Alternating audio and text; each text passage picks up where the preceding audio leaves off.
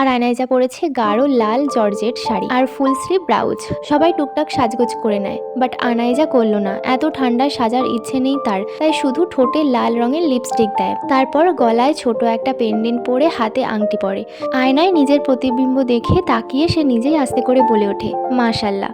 তারপর নিজের ওপর কোটটা গায়ে জড়িয়ে সবাই বের হয়ে যায়। সেখানে গিয়ে অনেকটা সময় কাটায়, ছবি তোলে, আড্ডা দেয়। তারপর ঘুরে ঘুরে সব দেখে হোটেলের দিকে রওনা হওয়ার উদ্দেশ্যে সেখান থেকে বের হয়। কিন্তু বের হয়ে কিছু পথ আসার পর হঠাৎ আঁখি চিৎকার করে ওঠে।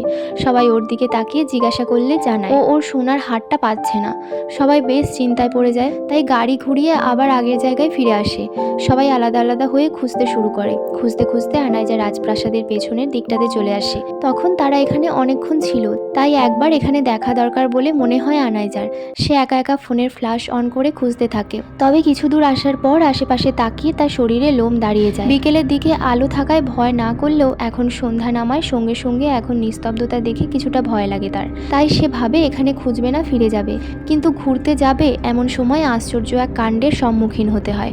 তার থেকে কিছুটা দূরে তিনজন লোক মিলে একজন লোককে জবাই করছে পশুর মতন। একজন বাম হাত আর আরেকজন ডান হাত ধরে পা দিয়ে লোকটাকে চেপে ধরে রেখেছে। তাদের মধ্যে যার হাতে বিশাল বড় একটা ছুরি, তার পরনে মাথা থেকে পা পর্যন্ত সবই কালোতে মোড়ানো, গায়ে কালো ট্রেঞ্চ কোট, তবে মুখের ওপর সাদা রঙের একটা কাপড় বা চাদরের মতন কিছু একটা দিয়ে ঢাকা। দূর হতে এতটুকু অন্ধকারে আনাইজা লক্ষ্য করলো, কিন্তু তার হাত পা এখন যা ঘুরতে যাচ্ছে তা দেখে রীতিমতো কাঁপছে। কালো ট্রেঞ্চ কোট পরিহিতা লোকটা আস্তে করে ঝুঁকে লোকটার গলা বরাবর ছুরি চালিয়ে দিল। গলাটা শরীর থেকে আলাদা হয়ে গেল, সাথে সাথে একদম রক্তের রাস্তা ভিজে উঠল। রক্ত ছিটকে গিয়ে লোকটার মুখেও লাগলো সম্ভবত। মৃত ব্যক্তিটার গলা থেকে পাশে পড়ে রইল তার শরীরটা, মুরগির মতন ছটফট করছে। আনাইজা আর দেখতে পারল না, চিৎকার করে উঠল, ওকে মারছো কেন তোমরা? ছেড়ে দাও, লোকটা মরে গেল তো, জোরে বলে উঠল।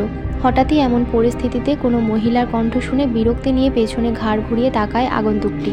কে রে এ সময়? বাকি কথাটা তার মুখে থেকে যায়, কুচকানো কপাল জোড়া সোজা হয়ে যায়। নিমেষেই বিরক্তি ভুলে অপলক তাকিয়ে থাকে আনাইজার দিকে। কি গভীর আতঙ্কিত আর ভীত সেই চাহনি। পেছন থেকে দুটো লোক বলে উঠল, বস, মেয়েটাকে মেরে দেই, তাহলে সব ঠান্ডা হয়ে যাবে। লোকটার মুখে এ কথা শুনে আনাইজার ভয় আরো বেড়ে যায়। সে চিৎকার করে ভুল করলো, এখন কি তাকেও মরতে হবে? এসব ভাবতে থাকে। আগন্তুক ইশারা দেয় চলে যেতে এখান থেকে। লোকগুলো বিনা বাক্যে চলে যায় সেখান থেকে। এবার লোকটা এক পা দুপা করে আনাইজার দিকে এগিয়ে যায়। এটা দেখে আনাইজার সঙ্গে সঙ্গে নিজের ব্যাগ থেকে বন্দুক বার করে লোকটার দিকে ধরে।